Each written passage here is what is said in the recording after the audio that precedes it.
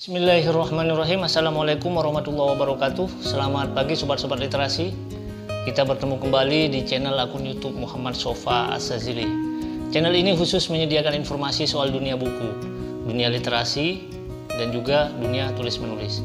Jadi bagi teman-teman yang baru sampai di channel ini, jangan lupa untuk mensubscribe terlebih dahulu channel ini. Tujuannya adalah agar teman-teman bisa memperoleh informasi-informasi terbaru terkait dunia buku, dunia literasi, dan juga berkaitan dengan buku yang sedang dan akan saya review di channel akun YouTube Muhammad Sofa As-Sazili ini. Terima kasih bila sudah mensubscribe. Selanjutnya, di kesempatan pada pagi hari ini, di mana semua warga negara Indonesia yang ada di berbagai provinsi, beberapa bagian sedang melaksanakan pilkada, silahkan gunakan hak pilih Anda dengan baik dan benar. Saya tidak akan berbicara soal pilkada di masing-masing daerah, tapi saya akan berbicara soal buku yang sudah kita peroleh kemarin ya, atau sekitar 2 hari lalu. Nah, ada beberapa buku ya, 1, 2, 3, 4, 5, 6, 7, 8 buku yang sudah kita peroleh, yang nantinya ini juga pasti akan direview di channel akun YouTube Muhammad Sofa As-Sazili ini. Buku pertama adalah buku karyanya Titi Said ya, Ke Ujung Dunia. Nah, buku ini karyanya Titi Said. Ini murah harganya, saya dapat di Kampung Ilmu, ori ya. Nah, ini novel ya, Ke Ujung Dunia karyanya Titi Said. Saya ambil karena beliau adalah alumni Himpunan Mahasiswa Islam, organisasi yang menjadi tempat di mana saya juga bernaung di dalamnya. Ini karyanya Titi Said. Nanti saya akan kupas ini, saya akan baca dulu. Selanjutnya, buku yang kedua, buku yang berjudul Dilarang Gondrong, Praktik Kekuasaan Orde Baru Terhadap Anak Muda Awal Tahun 1970-an. Ini covernya. Nah, ini tentang pelarangan Orde Baru terhadap anak-anak muda supaya mereka tidak memiliki rambut yang gondrong.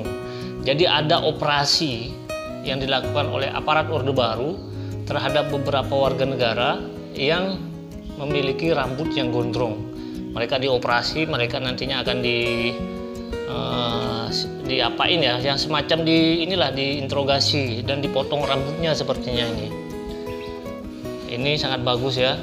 Razia terhadap orang-orang yang berambut gondrong itu digelar dan dilakukan di mana-mana.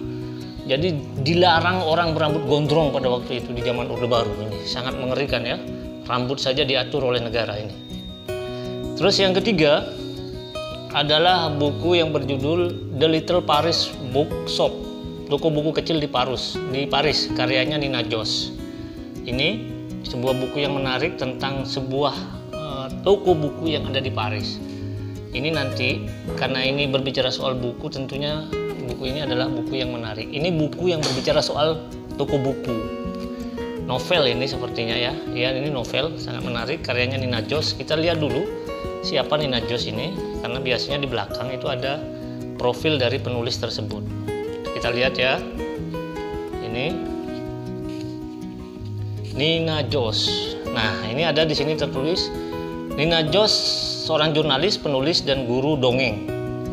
Dia menulis thriller science, novel, artikel features, cerpen dan kolom.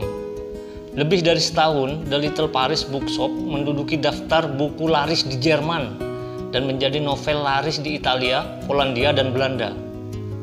Jadi buku ini sudah laris lebih dulu di Jerman, di Italia, Polandia, dan Belanda. Ini buku menarik yang berbicara soal toko buku yang ada di Paris. Dalam genre novel ya, menarik ini. Selanjutnya, buku yang ketiga, buku yang keempat ya, yang saya dapatkan kemarin bersama teman-teman ketika melakukan rihlah ilmiah atau perjalanan ilmiah ke toko buku atau ke Kampung Ilmu, adalah buku karyanya Seno Gumira Aji Dharma ini. Ini memang buku yang saya idam-idamkan ya, Seno Gumira Aji Dharma. Nah, ini ori ya, ini ori. Saya sangat menyukai buku-buku ori ya. Buku ini adalah kumpulan cerpen dari Seno Gumira Aji Dharma dari tahun 1978 sampai 2013. Jadi ada sebanyak 85 cerpen tulisan dari Seno Gumira Aji Dharma yang pernah dimuat di kolom harian Kompas, di harian Kompas ya. Jadi cerpen-cerpen ini pernah dimuat di Harian Kompas, kemudian dibukukan. Ada sekitar 85 cerpen yang ada di dalam buku ini. Ini sangat menarik. Saya membaca kata pengantarnya saja sudah sangat menarik. Jadi ketika dia diwawancarai, Seno Gumira Aji Dharma, dia mengatakan bahwa boleh bisa apa saja, termasuk menulis.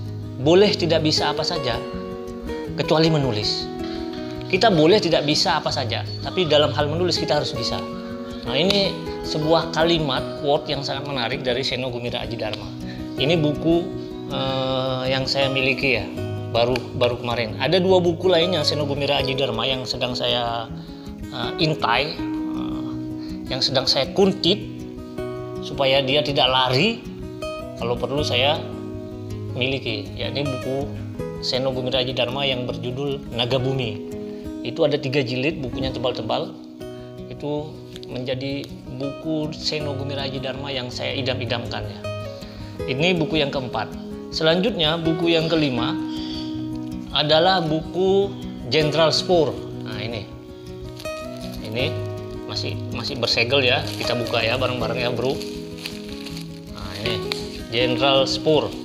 Kejayaan dan tragedi Panglima Tentara Belanda terakhir di Indonesia. Ini kita belum tahu ini. Mungkin teman-teman literasi dan aktivis mahasiswa lainnya belum mengetahui siapa sosok dari Jenderal Spoor ini. Ini ya. Dia adalah seorang panglima militer Belanda terakhir di Indonesia. Dan dia adalah lawan utama dari Jenderal Besar Panglima Sudirman. Jadi dia ini lawannya Panglima Sudirman dalam Perang Revolusi Kemerdekaan Indonesia tahun 1945 sampai 1949.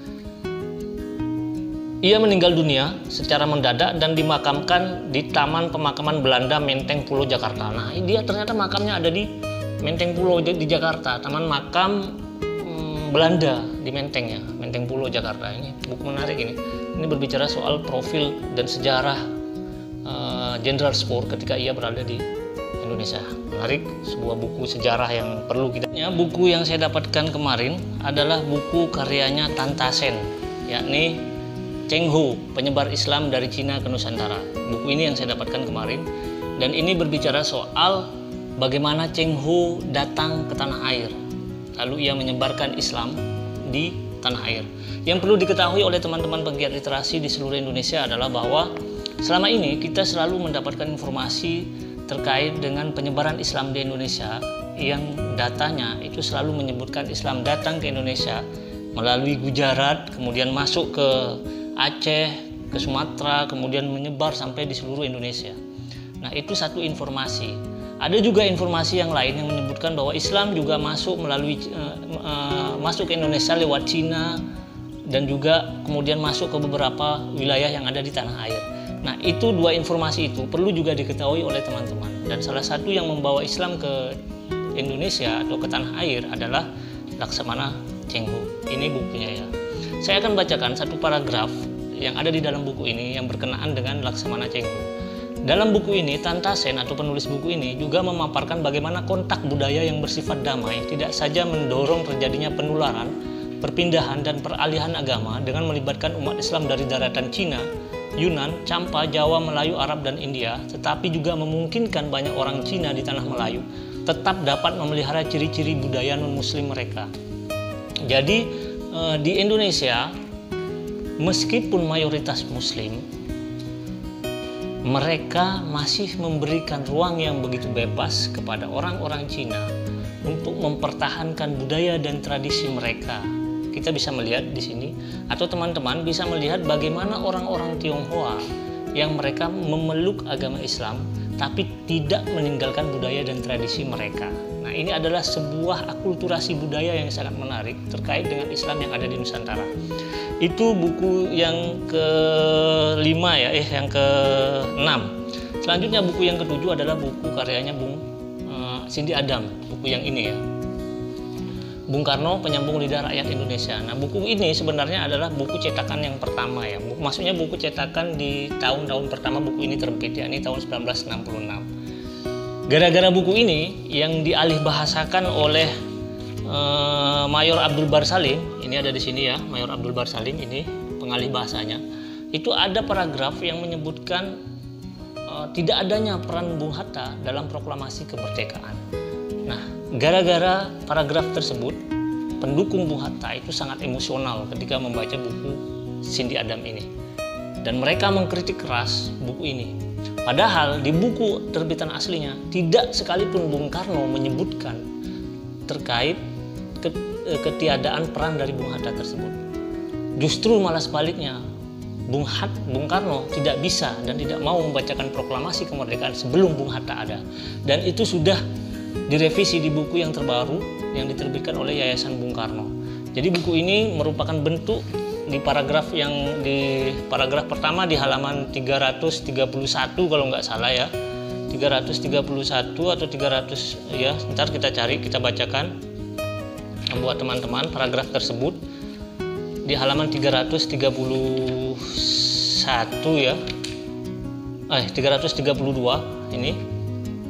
Di halaman ini adalah bentuk paragraf yang membuat distorsi sejarah terhadap peran Bung Hatta dalam membacakan kemerdekaan, membacakan proklamasi kemerdekaan. Ini saya bacakan ya dari paragraf 331 di paragraf terakhir di halaman 331. Hatta tidak ada, kata Bung Karno ini.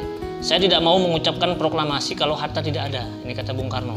Nah, kemudian paragraf selanjutnya ini yang membuat pendukung Bung Hatta sangat marah. Nah, ini di sini disebutkan seperti ini.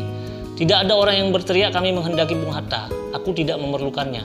Sama seperti juga aku tidak memerlukan Sahril yang menolak untuk memperlihatkan diri di saat pembacaan proklamasi. Sebenarnya aku dapat melakukannya seorang diri, dan memang aku melakukannya seorang diri. Di dalam 2 hari yang memecahkan urat saraf itu, maka peranan Hatta dalam sejarah tidak ada. Nah, ini sebuah bentuk distorsi sejarah yang berupaya untuk mengadu domba 2 pendukung dari tokoh proklamator kebangsaan Indonesia, yakni Bung Karno dan Bung Hatta. Penerjemah ini sangat-sangat licik ya kalau kita membaca buku ini, karena sepertinya ingin mengadu domba 2 pendukung utama dari tokoh besar bangsa Indonesia ini, yakni Bung Karno dan Bung Hatta.